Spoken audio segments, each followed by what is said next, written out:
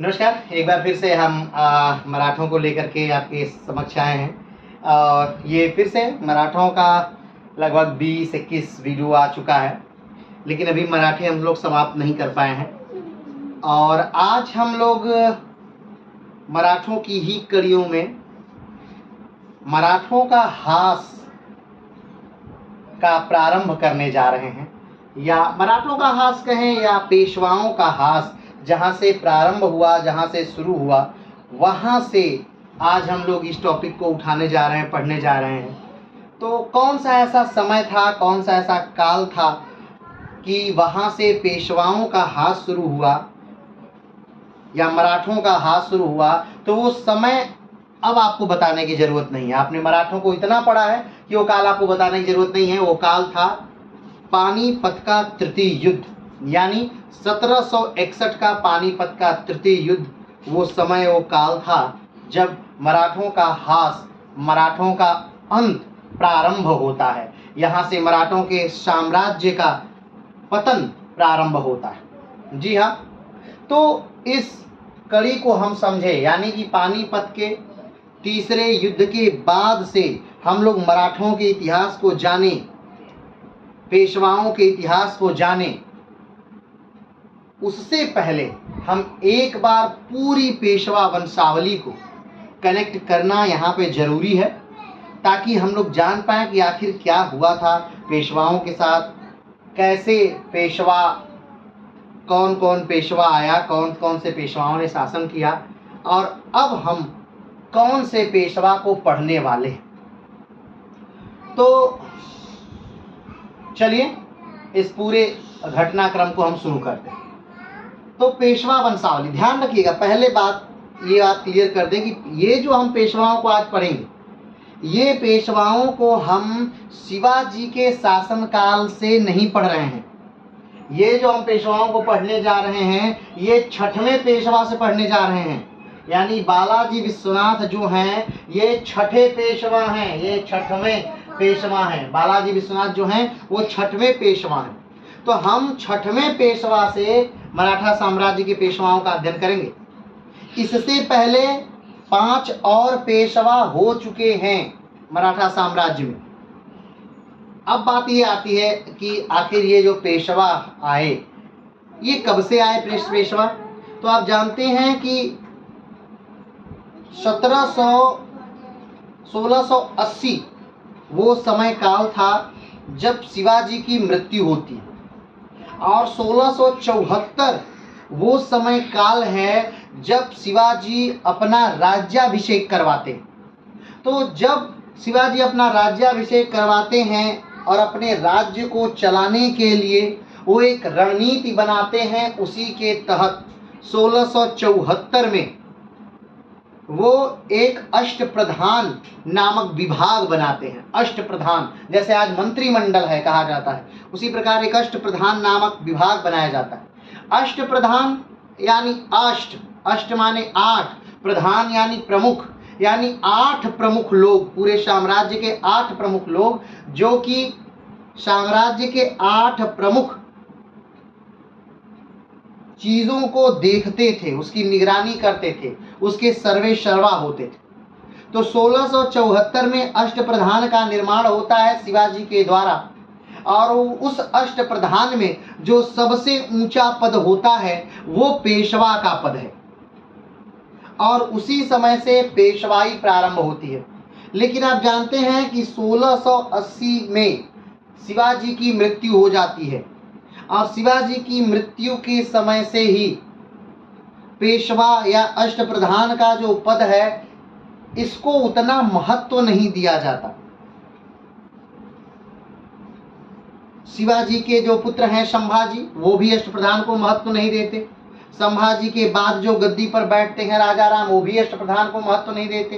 राजा राम के बाद शिवाजी द्वितीय गद्दी पर बैठते हैं, वो भी अष्टप्रधान को महत्व नहीं देते। लेकिन जब गद्दी पर बैठते हैं साहू जी महाराज, 1707-8 का समय है, दौर है, औरंगजेब की मृत्यु होती है। औरंगजेब का पुत्र बहादुर शाह प्रथम शिवाजी के जो संभाजी के पुत्र हैं उनको साहू जी महाराज उनको जेल से रिहा कर देता है और साहू जी महाराज आकर के गद्दी पर बैठते हैं।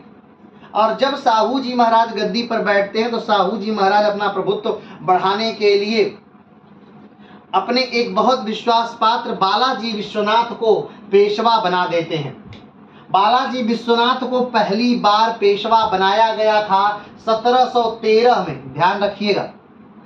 और इसी 1713 से पेशवाओं को शक्ति प्रदान की गई, यानी पेशवा को फिर से जीवित किया गया और उस शिवाजी के पेशवा इस पेशवा के ताकत में बड़ा अंतर कर दिया गया, बहुत अंतर था। अब ये जो बालाजी विश्वनाथ हैं या यूं कहें तो ये जो छठवें पेशवा हैं, ये पेशवा तो छठवें हैं लेकिन ध्यान दीजिएगा अपने वंश के, अपने वंश कुल के, अपने घर के ये प्रथम पेशवा हैं। अपने वंश कुल के क्या हैं? ये प्रथम पेशवा हैं। तो बालाजी विश्वनाथ अपने प्रथम कुल के प्रथम पेशवा हैं लेकिन पेशवाओं में छठवें पेशवा हैं, ठीक।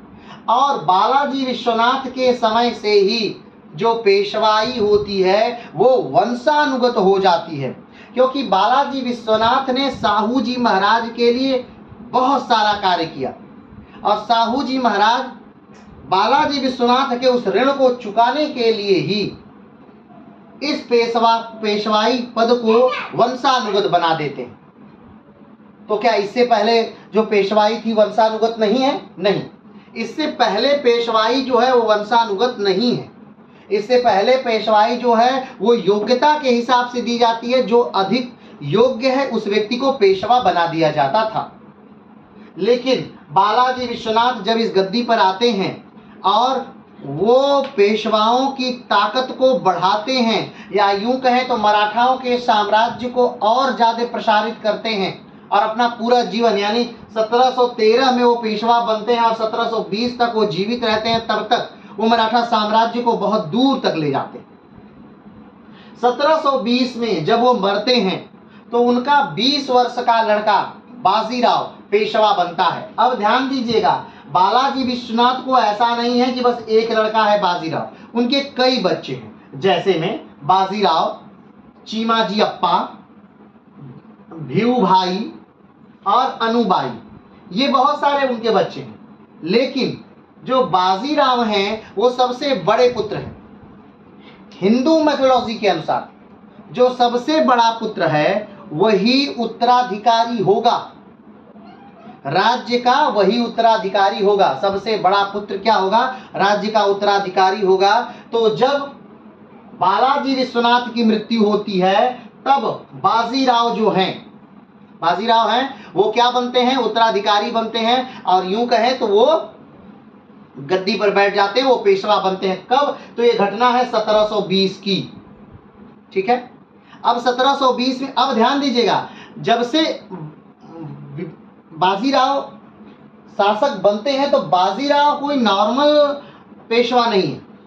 बाजीराव जो है वो एक बेहतरीन सेनापति हैं। किस चीज के बेहतरीन सेनापति हैं? पूरे भारतीय परंपरा में अगर हम देखें तो बाजीराव से बेहतरीन सेनापति आपको कहीं नहीं मिलेगा। अपने जीवन में लगभग सारे युद्ध, लगभग क्या कहें, सारे युद्ध ही बाजीराव क्या करते हैं? जीतते हैं। अपने जीवन के सारे युद्ध बाजीराव जीतते हैं, सारे के सारे युद्ध जीतते हैं। 400-500 साल अगर पीछे आगे देखा जाए तब भी बाजीराव जैसा कोई सेनापति नहीं दिखता है। तो बाजीराव एक बेहतरीन व्यक्ति हैं, बेहतरीन सेनापति हैं और योग्य पेशवा हैं। अगर सारे पेशवाओं में भी हम तुलना करें कि सारे पेशवाओं में सबसे योग्य पेशवा कौन है, तो सबसे ऊपर जो नाम रहेगा वो बाजीराव का ही रहेगा, ठीक। तो सबसे पहले जो पेशवा बनते हैं वो कौन है? वो बालाजी विश्वनाथ हैं, जो ब्राह्मण है। ध्यान रखिएगा ये ब्राह्मण हैं और कहाँ हैं? तो जो पश्चिमी घाट है उसी के तटवर्ती ब्राह्मण हैं ये, ठीक है। तो बालाजी विश्वनाथ जो 1713 से लेकर 1720 तक क्या रहे हैं? पेशवा रहे हैं। उनकी मृत्यु के बाद उन्हीं का सबसे बड़ा बेटा बाजीराव क्या बन जाता है? पेशवा बन जाता है।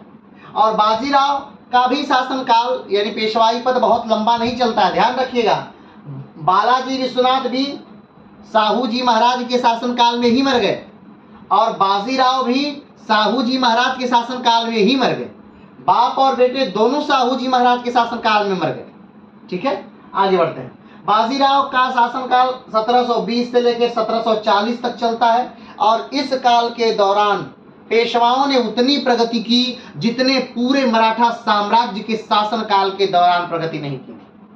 लेकिन अगर हम एक बात और करें कि सबसे ज्यादा क्षेत्र विस्तार किस पेशवा के अंतर्गत था, तो सबसे ज्यादा क्षेत्र जो था वो बालाजी बाजीराव के समय में था। सबसे ज्यादा क्षेत्र बालाजी बाजीराव के समय था। लेकिन सबसे ज्यादा पेशवाओं का आधिपत्य, सबसे ज्यादा प्रभुत्व, सबसे ज्यादा उनका डंका, सबसे ज्यादा उनका डर, सबसे ज्यादा अलग जो खौफ था वो जो बना वो बाजीराव के शासनकाल के दौरान ये सारी चीजें बनी। ठीक है, तो अब बाजीराव का शासनकाल पेशवाई पद पर कब से कब तक चला? 1720 से 1740 तक बाजीराव का शासनकाल पेशवाई पद पर चला। ठीक है, उसके अब बाजीराव के कौन कौन बच्चे हैं? तो बाजीराव के 2 उत्तराधिकारी हैं। नंबर 1 बालाजी बाजीराव और नंबर 2 रघुनाथ राव। दोनों ही पुत्र उनके योग्य हैं। बालाजी बाजीराव ये भी योग्य पुत्र हैं और रघुनाथ राव ये भी योग्य पुत्र हैं। लेकिन जो लोलुपता होती है सत्ता को पाने की, पूरे इतिहास को अगर खंगाल के देख लीजिए तो मौर्य काल से लेकर के जब अशोक अपने भाइयों को मारते हैं, या मौर्य काल से पहले चले जाइए हर्यक वंश में, तो वहां पर भी अजातशत्रु अपने पिता को मारते हैं। अजातशत्रु के पुत्र अपने पिता को मारते हैं, उनके पुत्र अपने पिता को मारते हैं, यहां तक कि वंश को ही पितृहंता वंश का नाम दे दिया जाता है। तो मौर्य काल के पहले से लेकर के मौर्य काल में और मौर्य काल के बाद भी, चाहे आप देख लीजिए पूरा सल्तनत काल इसी सत्ता की लोलुपता से भरा हुआ है।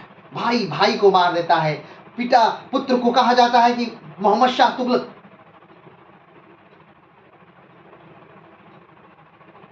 मोहम्मद बिन तुगलक अपने पिता को मार देता है। जब उसके पिता बंगाल विजय से आते हैं तो एक लकड़ी का महल बनवाता है और उसमें दबा करके अपने पिता को मार देता है। तो पूरा भारतीय इतिहास कहा है, हमने कहा ना कि प्राचीन काल से, या फिर अशोक के अपने भाइयों का मारना, अजातशत्रु का अपने पिता को मारना, या उनके पुत्रों को अपने पिता को मारना, पूरा इतिहास बस इसी से भरा है। पूरा फिर मुगल वंश में भी आप वही देखेंगे। मुगल काल में भी लोग अपने पिता को मार रहे हैं, अपने पुत्रों को मार रहे हैं, कोई किसी को मार रहा है, कोई किसी को मार रहा है, यानी बस लोलुपता है चारों तरफ। समाज में सिर्फ सत्ता को पाने के लिए, शक्ति को पाने के लिए, धन को पाने के लिए एक दूसरे को कत्ल किया जा रहा है, एक दूसरे को मारा जा रहा है।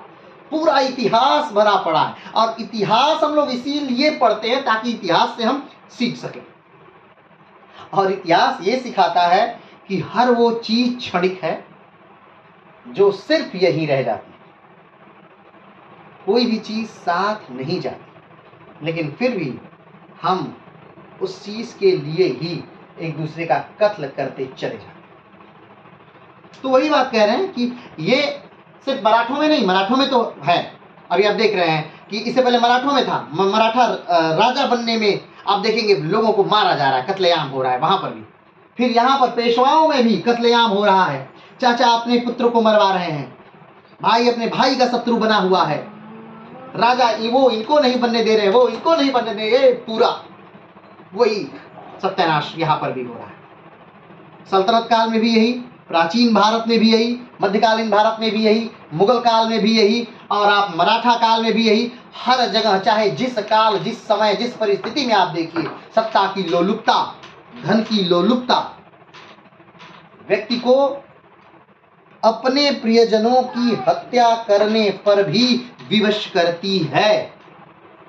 ठीक, चलिए अब इसे कोई, तो हम ये बातें सिर्फ इसलिए बता रहे हैं ताकि आप इसको लेकर एक धर्म, एक समुदाय, एक वंश को ना कोस सके कि नहीं ये देखिए इनके वंश में ऐसा हो रहा है, इस धर्म में ऐसा हो रहा है, इस जाति में ऐसा नहीं, ऐसा नहीं है।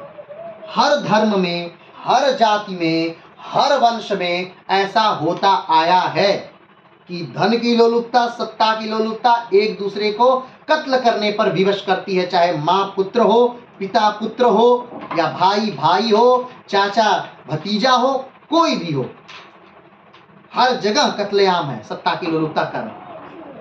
हाँ, अगर हम ये एक धर्म विशेष, एक जाति विशेष, एक वर्ग विशेष को चिन्हित करके ये कहते हैं कि सिर्फ इसमें होता है, तो इसका अर्थ ये है कि हम इतिहास कदापि नहीं जानते हैं। तो हम इतिहास जानते हैं, इसलिए हम लोग इसको पढ़ रहे हैं। चलिए आगे बढ़ते हैं। तो बाजीराव की मृत्यु हो जाती है 1740 में। अब बाजीराव के कौन पुत्र हैं? बालाजी बाजीराव और रघुनाथ राव। ये दोनों योग्य हैं। ये दोनों क्या हैं? दोनों योग्य हैं। आगे बढ़ते हैं। बाजीराव की मृत्यु के बाद, जैसा हमने कहा कि हिंदू रीति के अनुसार सबसे जो बड़ा पुत्र है वही क्या बनेगा? राजा बनेगा। ठीक है। तो बाजीराव के मृत्यु के उपरांत 1740 में बाजीराव की मृत्यु होती है, तो उनका सबसे बड़ा बेटा बालाजी बाजीराव, जिसको नाना साहब के नाम से भी जानते हैं, ध्यान रखिएगा, नाना साहब इतिहास में दो हुए। एक नाना साहब जो 1857 की लड़ाई में फेमस हुए, जिनको आप जनरली जानते होंगे, लेकिन इस नाना साहब को आप नहीं जानते होंगे। ये नाना साहब जो है वो बालाजी बाजीराव हैं, इनका उपनाम नाना साहब के नाम से इसे लोग जानते हैं। ठीक है, तो ये भी नाना साहब ही है। तो बालाजी बाजीराव ये 1740 में पेशवा बनते हैं और 1761 तक रहते हैं।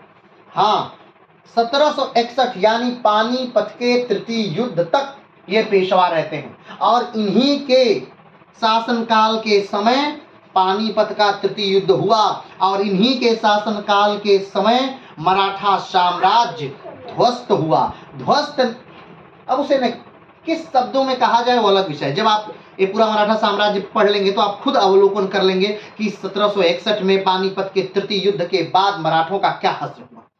चलिए आगे बढ़ते हैं। तो बालाजी बाजीराव शासक बनते हैं। अब बालाजी बाजीराव के कौन कौन से पुत्र हैं? 1740 से 1761 तक ये शासन करते हैं। जब पानीपत का तृतीय युद्ध होता है उसके कुछ महीने बाद ही बालाजी बाजीराव की मृत्यु हो जाती है। अब ये भी लोग कहते हैं कि पानीपत के युद्ध के दुख के कारण ही बालाजी बाजीराव की मृत्यु हो जाती है। बालाजी बाजीराव, दो नामों को मिलाकर एक नाम बनाया गया है बालाजी बाजीराव। एक उनके दादाजी का नाम है बालाजी और एक उनके पिता का नाम है बाजीराव।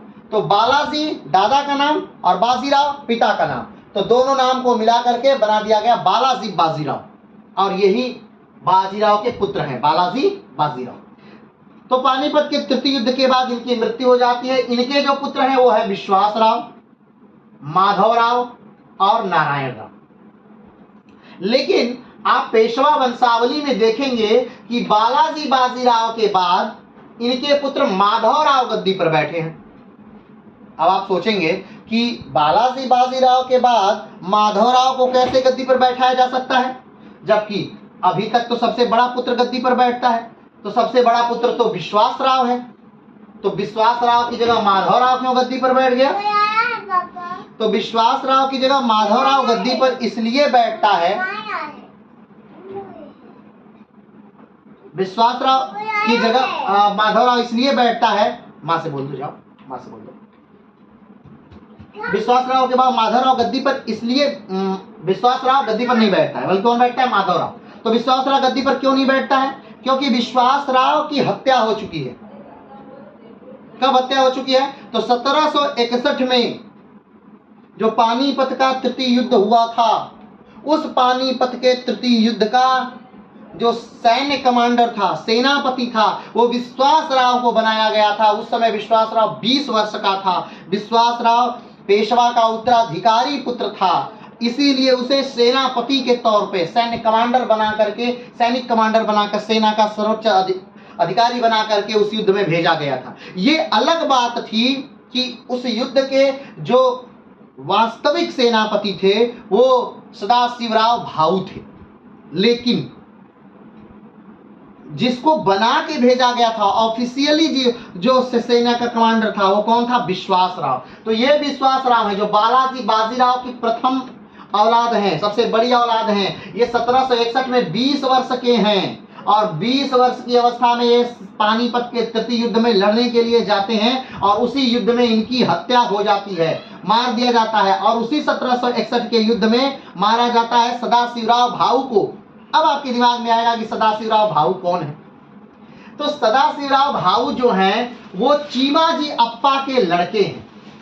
अब बात आएगी चीमाजी अप्पा कौन है। ठीक, तो चीमाजी अप्पा जो है वो कौन है, तो चीमाजी अप्पा लड़के हैं बालाजी विश्वनाथ के। चीमाजी अप्पा लड़के किसके हैं, चीमाजी अप्पा बालाजी विश्वनाथ के लड़के हैं, चीमाजी अप्पा। अब चीमाजी अप्पा के लड़के हैं कौन, सदाशिवराव भाऊ। कौन है, सदाशिवराव भाऊ। चीमाजी अप्पा के लड़के कौन है, सदाशिवराव भाऊ। और सदाशिवराव भाऊ की हत्या भी इसी 1761 के पानीपत के तृतीय युद्ध में होती है, जिसमें विश्वासराव मारे जाते हैं। ठीक, तो विश्वासराव और सदाशिवराव भाऊ ये दोनों लोग कहां मारे जाते हैं, 1761 के पानीपत के तृतीय युद्ध में। चलिए आगे बढ़ते हैं। अब बालाजी बाजीराव के जो पुत्र थे, विश्वासराव, माधवराव, नारायण राव, 3 थे। लेकिन 61 में विश्वासराव तो मर गया। अब जब विश्वासराव मर जाते हैं तब बालाजी जो बाजीराव है वो एक घोषणा करते हैं कि अगर मेरी मृत्यु हो जाती है, वो जानते हैं कि वो मृत्यु के करीब है, वो मरेंगे ही मरेंगे, तब वो एक घोषणा करते हैं कि मेरी मृत्यु के बाद मेरा जो दूसरा पुत्र है माधवराव, ठीक, माधवराव प्रथम भी इनको कह सकते हैं, ये माधवराव प्रथम है, ये माधवराव द्वितीय है, माधवराव प्रथम को राजा बनाया जाए यानी पेशवा बनाया जाए। लेकिन उनका जो संरक्षण है, उनका जो संरक्षण है वो रघुनाथ राव करेंगे, तब तक जब तक कि वो योग्य नहीं हो जाते, यानी जब तक कि वो 18 साल पार नहीं कर लेते, सत्ता को चलाने की योग्य नहीं हो जाते, तब तक उनका संरक्षक रघुनाथ राव रहेंगे। जैसे संरक्षक से तात्पर्य आप अच्छे समझ सकते हैं, यानी कि जब अकबर राजा बनता है 1556 में, ठीक है, 1556 में जब अकबर राजा बनता है, उस समय अकबर का संरक्षक बैरम खान है। तो उसी प्रकार जब माधवराव राज पेशवा बनते हैं तो माधवराव का संरक्षक पहले से ही घोषित कर दिया गया है बालाजी बाजीराव के द्वारा कि माधवराव का संरक्षक कौन रहेगा, तो रघुनाथ राव रहेंगे माधवराव का संरक्षक। लेकिन बैरम खान जैसा संरक्षक सबको प्राप्त नहीं हो पाता। बैरम खान ने अकबर के लिए पूरा जीवन समर्पित कर दिया, लेकिन माधवराव जो कि इनके सगे चाचा हैं, सगे क्या हैं, सगे चाचा हैं, ये अपना जीवन समर्पित नहीं कर पाते हैं। क्यों? क्योंकि बालाजी बाजीराव की जब मृत्यु हो जाती है तो रघुनाथ राव को, जो बालाजी बाजीराव के भाई हैं, दोनों लोग भाई हैं, बालाजी बाजीराव और रघुनाथ राव ये दोनों लोग भाई हैं, तो इन दो रघुनाथ राव को लगता है कि बालाजी बाजीराव के बाद मैं पेशवा बन सकता हूं। क्यों? क्योंकि जो इनका वयस्क पुत्र था, जो योग्य पुत्र था, यानी जो राजा बनने वाला था, वो तो मर गया। अब ये दोनों अल्पवयस्क पुत्र हैं, तो ये तो पेशवा बनेंगे नहीं, तो मेरा नंबर है, मैं कहीं ना कहीं बन सकता हूं पेशवा। तो ये अपना पेशवा बनना चाहते हैं। माधवराव रघुनाथ राव अपना पेशवा क्या करना था, बने खुद पेशवा बनना चाहते हैं। ये संरक्षक के तौर पे कार्य नहीं करना चाहते हैं। कुछ दिन संरक्षक के तौर पे कार्य तो करते हैं, लेकिन फिर वही कचरा होना शुरू हो जाता है। अभी इनके अभी मत सोचिएगा कि हम लोग इनके बारे में नहीं पढ़े हैं तो पढ़ेंगे नहीं, पढ़ेंगे। अभी बस हम लोग समझ रहे हैं, समझ के हुए नीचे आइए, अभी विस्तार से हम लोग किस माधवराव के बारे में जानेंगे। अभी छोड़ दीजिए इन बातों को। चलिए, माधवराव की मृत्यु हो जाती है बहुत जल्दी। कब? 1772 में माधवराव प्रथम की मृत्यु हो जाती है 1772 में। जो माधवराव किसके पुत्र हैं? बालाजी बाजीराव। तो फिर से रघुनाथ राव सोचते हैं कि ये पेशवा बनेंगे, लेकिन फिर से बाजीराव के जो बालाजी बाजीराव के जो तीसरे नंबर के पुत्र हैं नारायण राव, वो पेशवा बन जाते हैं। ठीक, कब? 1772 में। और इस नारायण राव को मरवा देते हैं। कौन? रघुनाथ राव। नारायण राव की हत्या करवा देते हैं और हत्या करवा के खुद पेशवा बन जाते हैं 1773 से 1774 तक। अब जब ये खुद पेशवा बन गए तो पूरे मराठा साम्राज्य में एक विद्रोह सा पैदा हो जाता है। रघुनाथ राव को छोड़ करके भागना पड़ता है। अब पूरी सत्ता जो है वो नाना फडणवीस के हाथों में है। और नाना फडणवीस एक छोटे से पुत्र नारायण राव का एक छोटा सा पुत्र है माधव राव, इसको पेशवा बना देते, जो बहुत छोटा सा बच्चा है उसको पेशवा बना देते हैं। और वो पेशवा रहता है 1774 से 1795 तक। लेकिन नाना फडणवीस का इतना ज्यादा उस पर अधिपत्य रहता है, इतना ज्यादा उस पर दबाव रहता है कि माधव राव जो है वो आत्महत्या कर लेता है। 1795 में माधव राव क्या कर लेता है? आत्महत्या कर लेता है। अब माधव राव का कोई पुत्र नहीं है, रघुनाथ राव का कोई पुत्र नहीं है, नारायण राव का मतलब पुत्र का, रघुनाथ राव का तो पुत्र है लेकिन रघुनाथ राव तो उदंड आदमी है, यहाँ पे देख रहे रघुनाथ राव उदंड व्यक्ति है, तो नारायण राव कोई पुत्र नहीं है। अब माधव राव थे तो बन गए, कार्यक्रम खत्म। अब कौन राजा बनेगा? तो जो नाना फडणवीस हैं, जब माधव राव मरते हैं, अभी चूंकि छोटा बालक ही है, माधव राव मरते हैं यानी आत्महत्या कर लेते हैं नाना फडणवीस से परेशान होकर के। तो जब माधव राव मरते हैं तब नाना फडणवीस रघुनाथ राव जो अपने जीते जी पेशवा नहीं बन पाए, रघुनाथ राव के बच्चों को क्या बना देते हैं? पेशवा बना देते हैं। रघुनाथ राव के बच्चे को नाना फडणवीस पेशवा बना देते हैं। ठीक। अब बाजीराव द्वितीय, ये जो बाजीराव द्वितीय हैं ये रघुनाथ राव के पुत्र हैं। बाजीराव द्वितीय किसके पुत्र हैं? रघुनाथ राव के पुत्र हैं बाजीराव द्वितीय। और यही बाजीराव द्वितीय जो हैं ये अंतिम शक्तिशाली क्या अंतिम ही व्यक्ति है जिनके पास पेशवाई शक्ति है। और 1818 में ये पेशवाई शक्ति समाप्त कर दी जाती है और इनको बिठूर भेज दिया जाता है। बिठूर यानी कानपुर, यानी महाराष्ट्र से उठाकर कानपुर भेज दिया जाता है, वहीं पर वो रहते हैं आज भी। बिठूर अगर आप जाएं, कानपुर में एक जगह है बिठूर, जाएं तो वहां पर पेशवाओं की वो महल आपको आज भी मिलेगा, वहां घूमने की देखने की जगह है। और इन्हीं बाजीराव द्वितीय के लड़के हैं नाना साहब द्वितीय। ठीक है, नाना साहब द्वितीय जो 1857 की क्रांति में अपनी पेंशन के लिए लड़े थे। 1857 की जो क्रांति थी वो अगर कहा जाए कि देशभक्ति से ओतप्रोत कोई क्रांति थी तो ये नहीं, ऐसा नहीं कि देशभक्ति से ओतप्रोत कोई क्रांति, नहीं, कोई देशभक्ति की भावना नहीं थी। या हम यूं कहें तो सबका देश ही अलग अलग था। झांसी अलग देश था, ग्वालियर अलग देश था, सिंधियों का अलग देश था, दक्षिण के अलग देश थे, पूरब के अलग देश थे, पश्चिम के अलग देश थे, उत्तर के अलग देश थे। कोई देश की कल्पना उस समय नहीं थी और न राष्ट्र की कोई कल्पना थी और न राष्ट्रवाद की कोई भावना थी। उस समय सब लोग अपने अपने फायदे के लिए अपने अपने कारणों से लड़ रहे थे। कोई किसी को चर्बी से गोलियां नहीं चलानी थी इसलिए लड़ रहा था, कोई सती प्रथा के विरोध में लड़ रहा था, कोई बाल विवाह के विरोध में लड़ रहा था, कोई अंग्रेजों के से पेंशन नहीं मिल रहा था इसलिए नाराज होकर लड़ रहा था, किसी को जमींदारी से हटा दिया गया था इसलिए नाराज होकर लड़ रहा था। यानी सबके जो फायदे थे, सबके जो घाटे थे अलग अलग थे। कोई इसलिए लड़ रहा था कि उसके बच्चे को राजा नहीं बनाया जा रहा था, गोद लेने वाले बच्चे को राजा नहीं बनाया जा रहा था इसलिए लड़ रहा था, कोई अपना राज्य बचाने के लिए लड़ रहा था। यानी सबके अलग अलग फायदे थे। तो 1857 की क्रांति जो थी वो अलग अलग फायदों पे थी, वो राष्ट्रवाद राष्ट्र प्रेम की किसी भावना के कारण नहीं हुई थी। चलिए, तो ये बात समझ गए। फिर से एक बार जान लीजिए, सबसे पहले जो पेशवा बने यानी छठे नंबर के पेशवा, अपने खानदान से पहले पेशवा, जहां से पेशवाई शक्ति यानी शुरू हुई वो बालाजी विश्वनाथ थे 1713 से लेकर 1720। उसके बाद बाजीराव आए 1720 से 1740।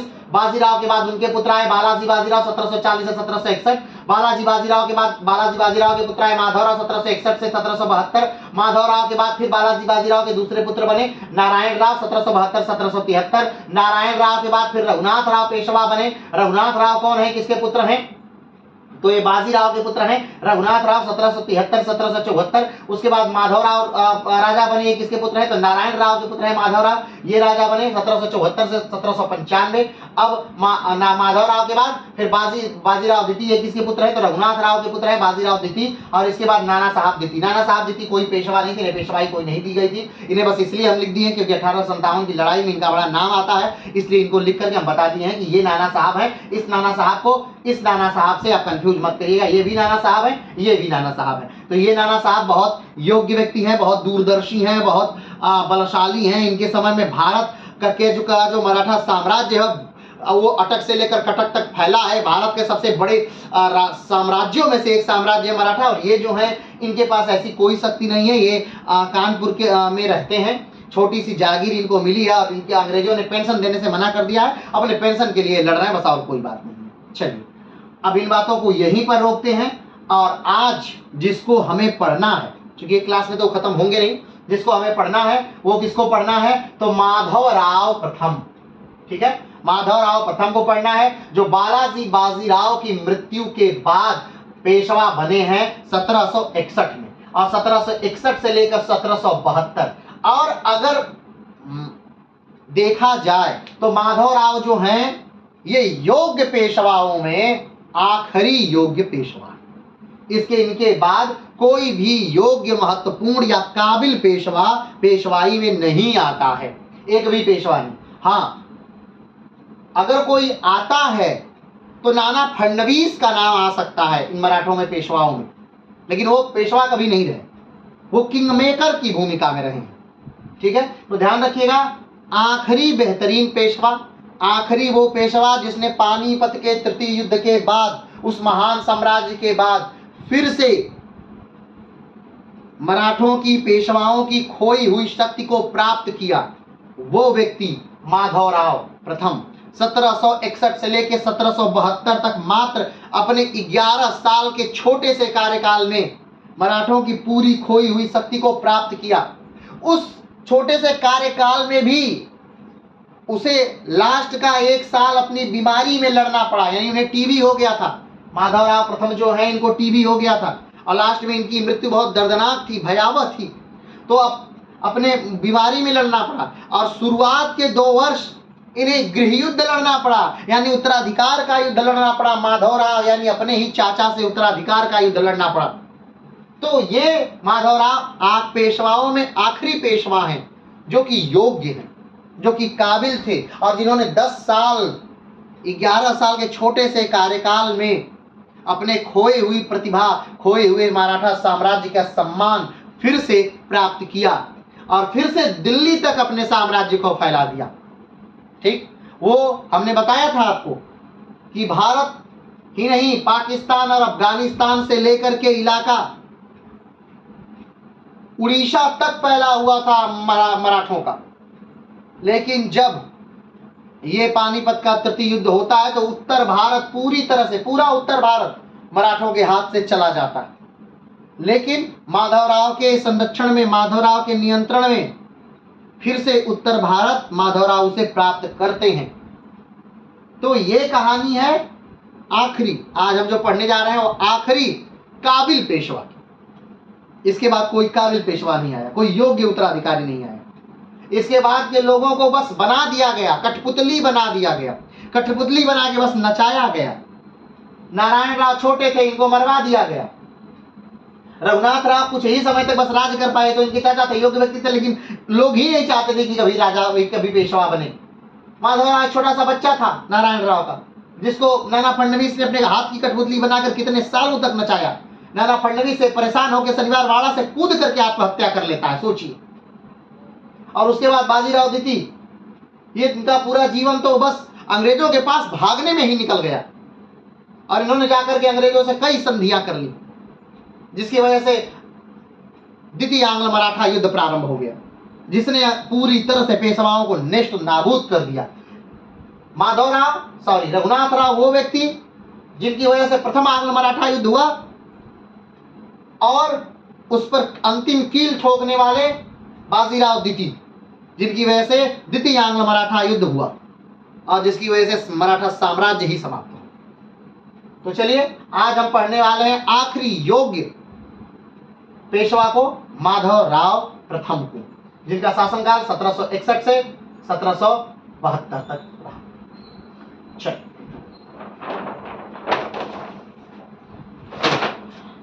आइए, पेशवा माधवराव प्रथम 1761 से 1772। ठीक है, तो एक सरसरी निगाह पहले इनके जीवन वृत्तांत पर डाल लेते हैं, उसके बाद इनके सारे घटनाओं को पढ़ेंगे। इनके क्लास भी लगभग इनका जो पूरा वीडियो है लगभग 1-2 में या हो सकता है 3 में आए, पेशवा माधवराव का, और उसके बाद मराठा साम्राज्य बहुत जल्दी निपट जाएगा। इनके बाद ही, ठीक है, जो प्रथम आंग्ल मराठा युद्ध है वो प्रारंभ हो जाएगा। ठीक, इनके मृत्यु के बाद ही प्रथम आंग्ल मराठा युद्ध प्रारंभ हो जाएगा, यानी अंग्रेजों की इसमें एंट्री हो जाएगी। और फिर धीरे धीरे धीरे द्वितीय आंग्ल मराठा युद्ध, 20 वर्ष बाद द्वितीय आंग्ल मराठा युद्ध, और फिर उसके बाद तृतीय आंग्ल मराठा युद्ध हो जाएगा, और मराठा पूरी तरह से क्या हो जाएंगे, समाप्त हो जाएंगे। लेकिन अभी माधवराव में अभी थोड़ा समय है, तो माधवराव हो सकता है 1-2 वीडियो में आए, इसके बाद मराठा साम्राज्य का अंत होने वाला है। चलिए, तो सबसे पहले देखते हैं इनका जन्म। तो पेशवा माधवराव का जन्म कब हुआ है, तो 16 फरवरी 1745। एक चीज नोट कीजिएगा कि 16 फरवरी 1745 में इनका जन्म होता है, यानी 45 में जन्म होता है, और 61 में ही ये पेशवा बन गए हैं, यानी अभी ये 18 वर्ष के भी नहीं हैं। ठीक है, तो 61 में पेशवा बन गए। तो क्यों पेशवा बन गए, क्या इन्होंने जबरदस्ती गद्दी प्राप्त की, तो नहीं। ठीक, क्यों, इनके पिता की मृत्यु हो जाती है पानीपत के तृतीय युद्ध के बाद। बालाजी बाजीराव की मृत्यु हो जाती है। बालाजी बाजीराव बहुत सदमे में है। हमने आपको एक बात बताई थी, यदुनाथ सरकार ने कहा था कि पानीपत का तृतीय युद्ध के बाद ये एक ऐसा युद्ध था जिसमें महाराष्ट्र का एक भी घर ऐसा नहीं बचा था जिस घर से लोग मरे न हो। तो पेशवा बालाजी बाजीराव की मृत्यु हो जाती है 1761 में पानीपत के तृतीय युद्ध के बाद। और उसके बाद वो पहले से ही, बालाजी बाजीराव जो है पहले से ही घोषणा कर चुके हैं कि मेरी मृत्यु के बाद मेरे जो पुत्र हैं माधवराव, दूसरे नंबर के जो पुत्र हैं माधवराव, उनको उत्तराधिकारी बना दिया जाए। पहले नंबर के पुत्र कौन है, तो सबसे बड़ा पुत्र जो है वो विश्वासराव हैं। किसके पुत्र, बालाजी बाजीराव के जो सबसे बड़े पुत्र हैं वो कौन है, विश्वासराव। और विश्वासराव 1761 में पानीपत के तृतीय युद्ध में लड़ते हुए मर गए हैं। ठीक है, अहमद शाह अब्दाली के साथ लड़ते हुए वो क्या हो गए, मर गए हैं 1761 में। तो दूसरे नंबर के पुत्र हैं पेशवा माधवराव प्रथम। तो वो पहले ही घोषणा कर चुके हैं बालाजी बाजीराव कि मेरी मृत्यु के बाद मेरे दूसरे नंबर के पुत्र माधवराव प्रथम को, यानी माधवराव को गद्दी पर बैठाया जाए, और ये जब तक वयस्क नहीं हो जाते तब तक जो मेरे भाई हैं रघुनाथ राव, इनको संरक्षण देंगे। ठीक है, तो अब एक बात ध्यान दीजिए, अब इनको संरक्षक बना दिया जाता है माधवराव को। माधवराव कौन, तो बालाजी बाजीराव के भाई, बालाजी बाजीराव के भाई कौन है, रघुनाथ राव।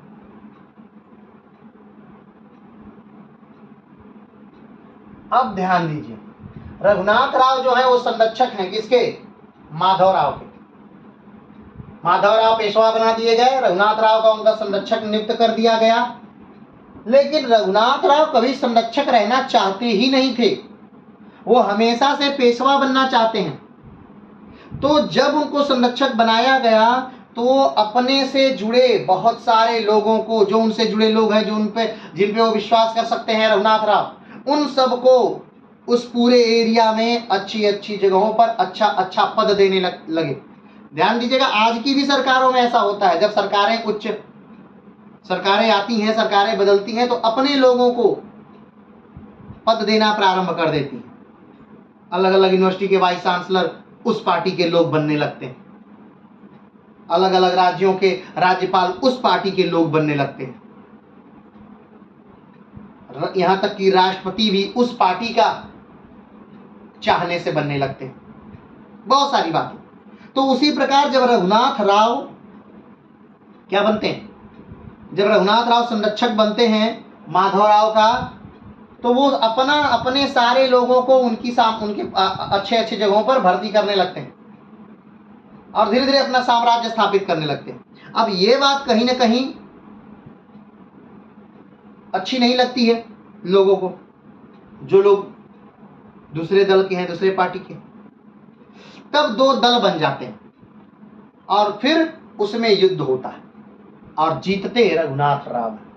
तो फिर आप कहेंगे कि रघुनाथ राव अगर जीत गए त्वरित, तो माधवराव फिर से पेशवा कैसे रह पाए। इस पूरी स्टोरी को हम विस्तार से समझेंगे, एकदम घबराइए नहीं। आइए, पहले देखते हैं इनका जन्म, माधवराव का जन्म कब हुआ है। तो माधवराव का जन्म हुआ है 16 फरवरी 1745 को माधवराव का जन्म होता है। ठीक है, 16 फरवरी 1745 को माधवराव का क्या हो रहा है, जन्म हो रहा है। अब बात आती है शासक कब बन गए, पेशवा कब बने। तो 1761 में 20 जुलाई 1761 को माधवराव क्या बन गए, पेशवा बन गए। ठीक, ध्यान रखिएगा अभी छोटे बालक हैं ये, यानी अभी 18 साल नहीं हुआ है। यानी अगर आज के परिप्रेक्ष्य में देखें जो उम्र है तो इसमें यानी कि 12वीं पास किया है कोई बालक, इतनी उम्र है इनकी, किनकी, माधवराव की। जब बालाजी विश्वनाथ मर रहे हैं, पानीपत का तृतीय युद्ध हो रहा है 1761 में और ये पेशवा बन रहे हैं, उस समय इनकी एक 12वीं पास करने के बच्चे जितनी योग्यता है। लेकिन ये दूरदर्शी व्यक्ति हैं, इनको समझ है राजनीति की, क्योंकि इस बचपन से जन्म से ही ये उसी परिवेश में पले हैं, बढ़े हैं, तो इनको राजनीति की समझ है, राजनीति में पकड़ है, तो इसलिए ये दूरदर्शी व्यक्ति है, अच्छे शासकों में से। ठीक, तो इनका जन्म 16 फरवरी 1745 को होता है। इनका ये शासक बनते हैं यानी पेशवा बनते हैं 20 जुलाई 1761 को। कब तक ये शासक रहे, तो 72 तक, 1772 तक ये शासक रहे। इनको टीबी हो जाता है और ये मर जाते हैं। इनकी माता कौन है, माता है गोपिका बाई। गोपिका बाई को भी राजनीति की बड़ी समझ है, यहाँ तक कि अपने पति के समय में भी लगभग पूरा शासन व्यवस्था गोपिका बाई ही चलाती थी। अपने पति यानी बालाजी बाजीराव के समय पूरा शासन व्यवस्था कौन चला रही है, गोपिका बाई चला रही हैं। क्लियर है। चलिए, पिता कौन है, बालाजी बाजीराव। किसके पिता, माधवराव के पिता कौन है, बालाजी बाजीराव। भाई कौन है, विश्वासराव, नारायण राव। नारायण राव जो हैं माधवराव से छोटे हैं, क्या हैं, छोटे। नारायण राव, माधवराव से नारायण राव क्या है, छोटे हैं। और विश्वासराव कौन है, माधवराव से विश्वासराव बड़े भाई हैं, लेकिन इनकी मृत्यु हो चुकी है 1761 में। 1761 में विश्वासराव की क्या हो चुकी है, मृत्यु हो चुकी है। आगे बढ़ चढ़ते हैं। पत्नी कौन है, पत्नी है रमाबाई। पत्नी कौन है, रमाबाई है। किसकी पत्नी, माधवराव की पत्नी कौन है, रमाबाई। ठीक, तो ये इनके संक्षिप्त की है, संक्षिप्ति आपने देख लिया। जन्म 1745, शासक बने 1761, शासक रहे 1772 तक। माता गोपिकाबाई, पिता बालाजी बाजीराव, भाई विश्वासराव नारायण राव, पत्नी रमाबाई। ये इनकी संक्षिप्त की है। अब आइए इनके शासनकाल को देखते हैं। इनके शासनकाल को देखने से पहले ये जान लेते हैं कि इनसे पहले घटनाएं क्या हुई। इनसे पहले घटनाएं हुई हैं कि पानीपत का तृतीय युद्ध हो चुका है अहमद शाह अब्दाली और मराठों के बीच, जिसमें मराठे बुरी तरह हार चुके हैं। बहुत बड़ी मात्रा में जन और धन और इज्जत और सम्मान की, हर चीज की बहुत हानि हुई है। पूरा उत्तर भारत का इलाका खाली हो गया है, पूरा उत्तर भारत मराठों के कब्जे से जा चुका है। ऐसे समय में ये राजा बनते हैं, पेशवा बनते हैं माधवराव। लेकिन पेशवा तो बन ही रहे हैं, लेकिन इनके जो चाचा हैं रघुनाथ राव, यानी इनके पिता के जो भाई हैं चाचा, वो नहीं चाहते कि ये पेशवा बने, वो खुद पेशवा बनना चाहते हैं। अब बालाजी विश्वनाथ ये बोल के गए हैं कि रघुनाथ राव संरक्षक रहेंगे और माधवराव का संरक्षण उनके वयस्क होने तक वो करेंगे। चलिए शुरू करते हैं। पेशवा माधवराव मराठा साम्राज्य के चौथे पेशवा थे। ठीक है, अब चौथे पेशवा कैसे, तो अगर हम बालाजी विश्वनाथ से जोड़े तो देखिए बालाजी विश्वनाथ, बाजीराव और बालाजी बाजीराव, तीन। तो चौथे कौन हुए, पेशवा कौन है, माधवराव हो गए चौथे। लेकिन अगर हम शिवाजी के समय से पेशवाओं को लें, किसके समय से, शिवाजी के समय से अगर हम पेशवाओं को लें, तब ये चौथे नहीं होंगे, तब छठवें बालाजी विश्वनाथ हो जाएंगे, सातवें बाजीराव हो जाएंगे, आठवें इनके पिता हो जाएंगे और नौवें ये हो जाएंगे। ठीक है, लेकिन बालाजी विश्वनाथ से लेते हैं तो चौथे पेशवा है कौन, माधवराव चौथे पेशवा थे। ये मराठा साम्राज्य के महानतम पेशवाओं के रूप में मान्य हैं। ये क्या है? मराठा साम्राज्य के महान। हमने कहा कि अंतिम महान पेशवा मानिए इनको। माधवराव जो हैं वो अंतिम महान पेशवा हैं मराठा साम्राज्य के। अगर हम कहें कि सबसे योग्य पेशवा तो बाजीराव निसंदेह, सबसे अयोग्य पेशवा तो रघुनाथराव निसंदेह, सबसे प्रथम पेशवा इनके खानदान में तो बालाजी विश्वनाथ। ठीक। अगर बात करें सबसे अंतिम पेशवा तो बाजीराव द्वितीय। ठीक। चलिए आते हैं पेशवा के रूप में मान्य है। आगे बढ़ते हैं। इनका जन्म 16 फरवरी 1745 को हुआ था। किसका जन्म? 16 फरवरी 1745। तो पेशवा माधवराव का जन्म 16 फरवरी 1745 को इनका जन्म हुआ है। पानीपत के तृतीय युद्ध में मराठों की खोई शक्ति इनके शासनकाल में इनकी अद्भुत दूरदर्शिता के कारण प्राप्त हो सकी। हमने बताया आपको कि पानीपत का युद्ध हो चुका है। पानीपत के युद्ध में मराठा शक्ति का ह्रास हो गया है। मराठा शक्ति पूरा उत्तर भारत को खत्म कर चुकी है, उनके साम्राज्य से निकल चुका है। लेकिन फिर से माधवराव उत्तर भारत को क्या कर लेते हैं? जीत लेते हैं, विजित करते हैं। हाँ, ये बात अलग है कि वहां तक ये नहीं जीत पाते जहां तक मराठा साम्राज्य था, लेकिन फिर भी बहुत कुछ ये अपनी खोई संपत्ति, खोया सम्मान, खोया साम्राज्य सब कुछ प्राप्त करते। आगे बढ़ते हैं। माधवराव ने मात्र 11 वर्ष तक शासन किया। ध्यान दीजिएगा, पेशवा कब बनते हैं ये? 1761 में। और मृत्यु कब हो जाती है इनकी टीबी से? 1772 में। तो कितने साल तक शासन किए हैं? मात्र 11 साल तक। तो माधवराव मात्र 11 वर्षों तक शासन किया। इसमें भी 2 वर्ष गृह कलेश में। शुरुआत के जो 2 वर्ष हैं, यानी 61 में ये पेशवा बने तो शुरू के 2 वर्ष इनका गृह युद्ध में ही चला जाता है, गृह कलेश में। तथा अंतिम वर्ष क्षय रोग की पीड़ा में। अंतिम वर्ष क्षय रोग यानी टीबी से ग्रसित हो गए थे। आप जानते हैं टीबी अगर हो जाती है तो उस व्यक्ति की दुर्गति, उस समय टीबी का कोई इलाज नहीं था। टीबी हो गई तो उसमें मरना ही मरना था। तो सोचिए कितनी खांसी, कितनी पीड़ा, कितना दर्द, सब कुछ ये सह रहे हैं अंतिम वर्षों में। और शुरुआत के 2 वर्षों में तो अपने ही चाचा से युद्ध लड़ रहे हैं, खुद बंदी बना लिए गए हैं, युद्ध हार गए हैं अपने चाचा से, तो बहुत सारी चीजों को झेल भी रहे हैं। तो शुरू का 2 वर्ष, लास्ट का 1 वर्ष ऐसे ही निकाल दीजिए इनके शासनकाल में से, और वैसे भी 11 साल का शासनकाल है। तो फिर भी ये एक योग्य पेशवा साबित हुआ। पीड़ा में गुजर जाने के बावजूद उन्होंने न केवल उत्तम शासन प्रबंध स्थापित किया, बल्कि अपनी दूरदर्शिता से योग्य सरदारों को एकजुट कर नाना फडणवीस एवं महाजी शिंदे दोनों का सहयोग लेकर मराठा साम्राज्य को भी सर्वोच्च शिखर तक पहुंचाया। ठीक है। किसने? माधवराव ने अपने 11 वर्षों के शासनकाल में, जबकि लास्ट का 1 वर्ष उनका क्षय रोग से पीड़ित था और शुरू का 2 वर्ष उनका गृह युद्ध में यानी उत्तराधिकार के युद्ध में व्यतीत हुआ, फिर भी अपने शासनकाल में अच्छे लोगों को जोड़कर नाना फडणवीस और महाजी शिंदे को जोड़ करके मराठा साम्राज्य को उच्च शिखर तक पहुंचाया। आगे बढ़ते हैं। माधवराव पेशवा बालाजी बाजीराव की द्वितीय संतान थे। माधवराव पेशवा बालाजी बाजीराव की क्या थे? द्वितीय संतान थे।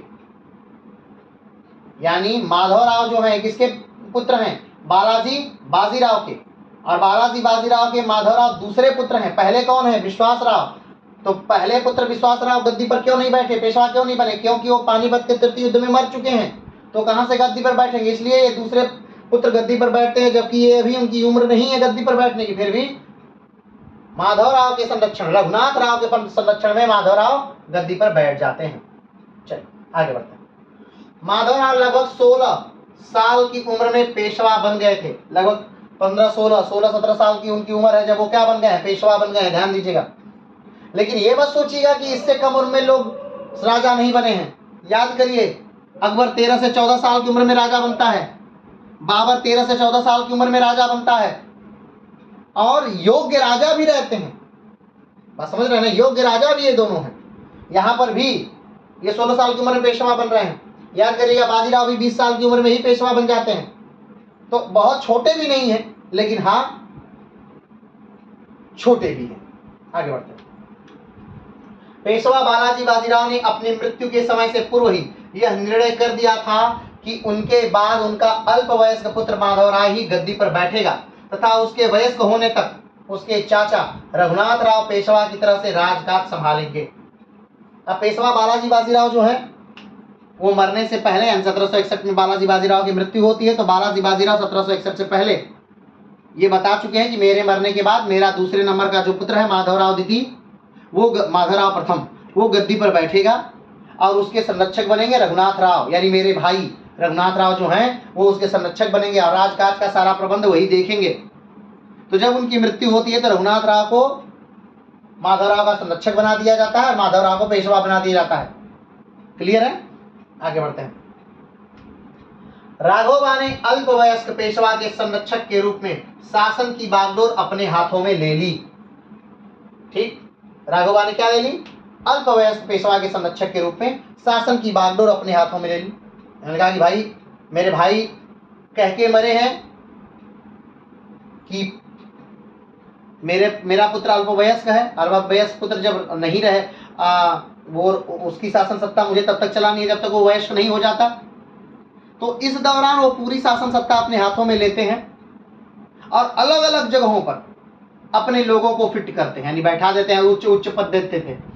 आ जाइए, ठीक, हाथों में ले ली। सखाराम बापू दीवान नियुक्त कर दिए गए। सखाराम बापू जो उनके दल में है, किसके? राघोबा के, यानी रघुनाथ राव के दल में, उनको क्या नियुक्त कर दिया गया? दीवान नियुक्त कर दिया गया।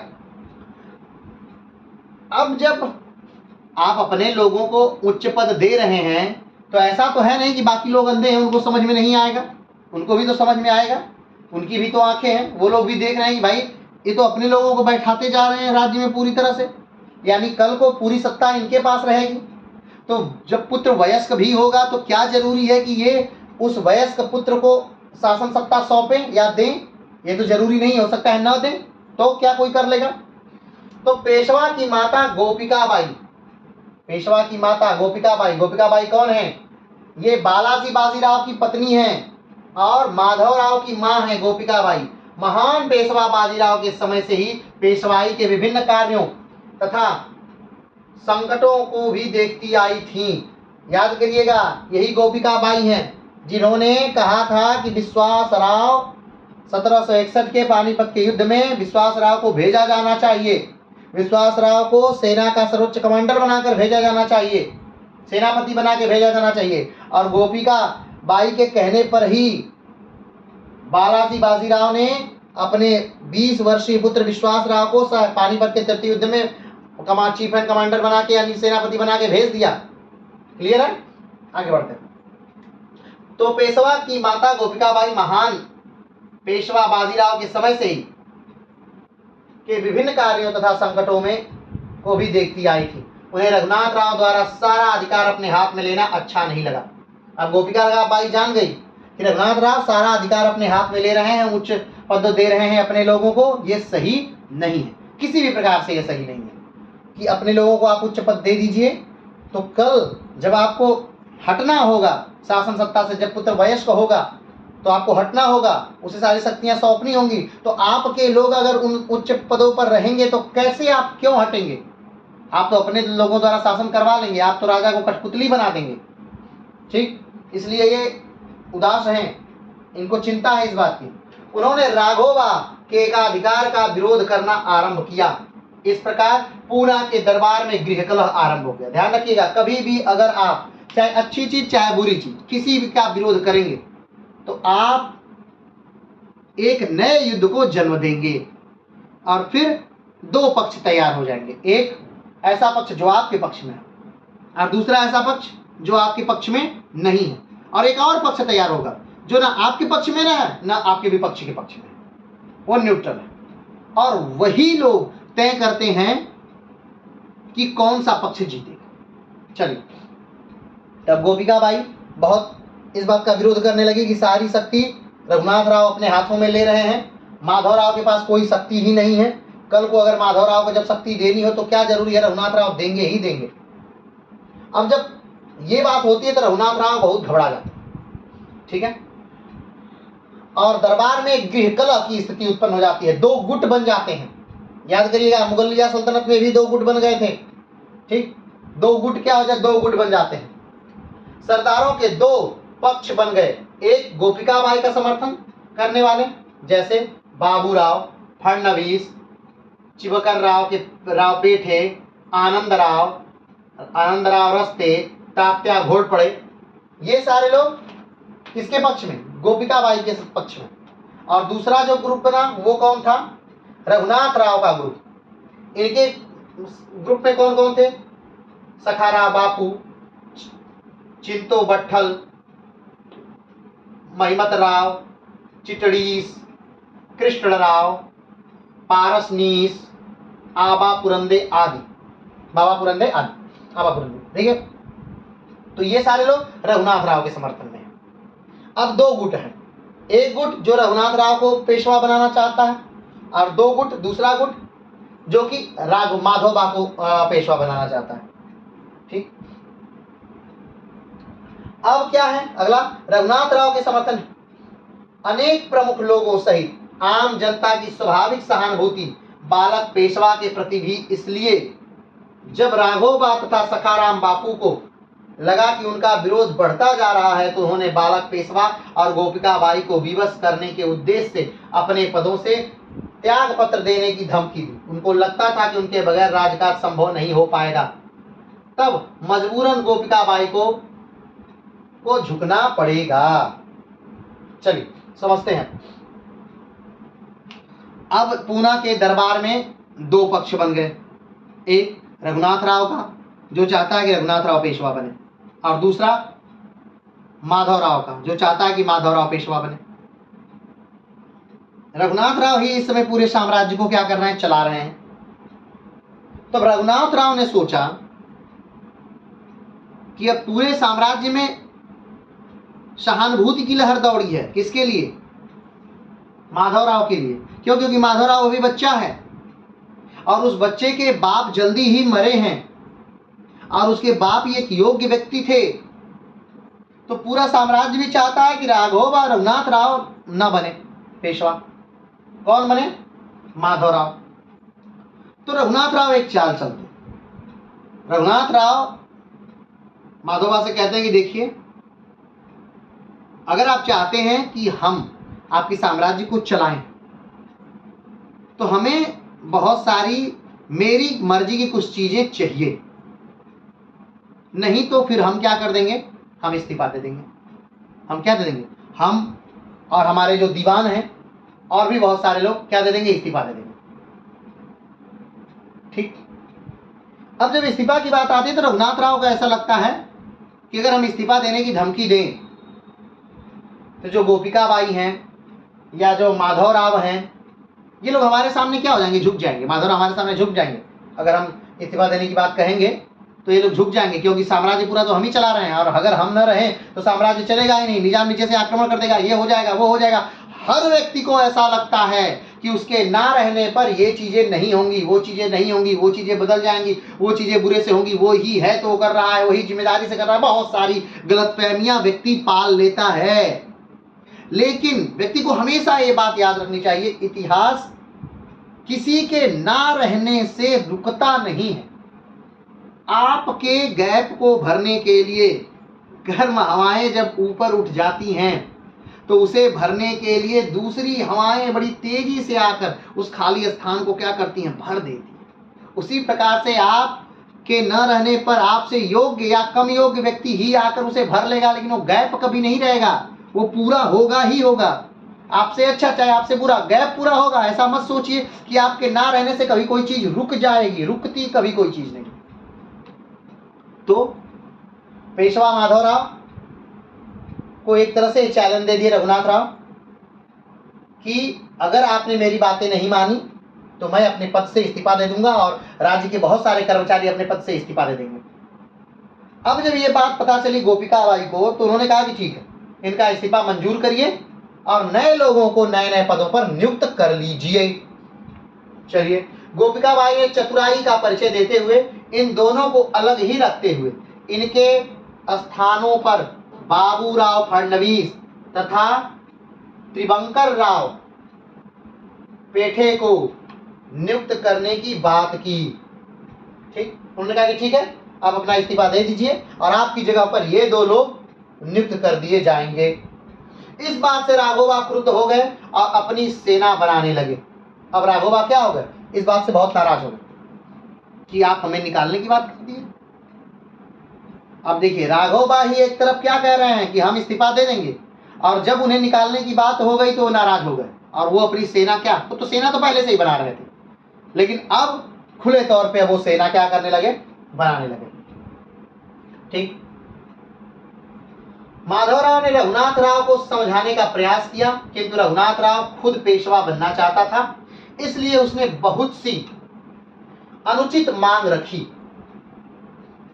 अब राघोबा कुछ भी है चाहे नहीं है, राघोबा चाचा हैं, किसके, माधवराव के चाचा हैं, सगे चाचा हैं, अब पेशवा के सगे भाई थे वो, तो उनको मनाने के लिए, और बुद्धिजीवी प्राणी है, कौन, माधवराव बुद्धिजीवी प्राणी है, माधवराव मनाने के लिए रघुनाथ राव को जाते हैं, कहते हैं चाचा अच्छा आपके क्या चाहते हैं, आप बताइए, आप जो चाहते हैं वही होगा, आपकी ही सारी बातें हम मानेंगे, लेकिन आप चाहते क्या हैं ये बताएंगे तब तो। आपने अभी तक खुलकर कोई बात रखी ही नहीं, आप क्या चाहते हैं। तब रघुनाथ राव खुलकर एक बात रखते हैं, और ऐसी बात रखते हैं जो मानने योग्य ही नहीं है। ठीक, तब पता चलता है कि नहीं ये आदमी तो खुद पेशवा बनना चाहता है। तो रघुनाथ राव क्या कहते हैं, रघुनाथ राव कहते हैं कि मेरे लिए 5 महत्वपूर्ण किले, जो पहले से सोच कर बैठे हुए हैं, पेशवाओं के 5 महत्वपूर्ण किले मुझे दे दिए जाएं, जिनका नाम वो बता चुके हैं, और 10 लाख रुपए वार्षिक की जागीर दे दी जाए, मुझे फला जागीर दे दी जाए जो जहां से 10 लाख रुपए साल में मिलता है, और 5 महत्वपूर्ण किले मुझे दे दिए जाए। अब जब ये मांग वो खुलकर रखते हैं, तब माधवराव इस बात को लेकर के क्रुद्ध हुए। वो कहते हैं नहीं, हम ऐसी मांगों को कदापि नहीं मानेंगे। ठीक, यहां तक बात पहुंची है। क्या क्या हुआ है फिर से समझिए। बालाजी बाजीराव मर गए हैं, उनके जो पुत्र हैं पेशवा माधवराव वो राजा बन गए हैं। बालाजी बाजीराव के जो भाई है रघुनाथ राव माधवराव के संरक्षक बना दिए गए हैं, लेकिन माधवराव खुद पेशवा बनना चाहते हैं। तो माधवराव और रघुनाथ राव दोनों में गृह युद्ध की स्थिति है, उत्तराधिकार का युद्ध चल रहा है, और दोनों के युद्ध में अब दोनों की सेनाएं आमने सामने अब खड़ी हैं। यानी कि रघुनाथ राव सेना बना लिए हैं और माधवराव के पास तो पेशवाई सेना है ही है, तो दोनों अब युद्ध में आमने सामने क्या हैं, खड़े हैं। अब देखना है युद्ध में क्या होगा, क्या बेहतरीन सेना नायक रघुनाथ राव जीतेंगे या कम उम्र का बालक माधवराव इस युद्ध को जीतेगा, क्या होता है। इस पूरी बात को जानने के लिए हम कल का वीडियो लेकर के आएंगे। आज के लिए क्लास में इतना ही, काफी लंबी क्लास हो चुकी है, तो आज के लिए इतना ही, फिर मिलते हैं नेक्स्ट क्लास में, तब तक के लिए नमस्कार।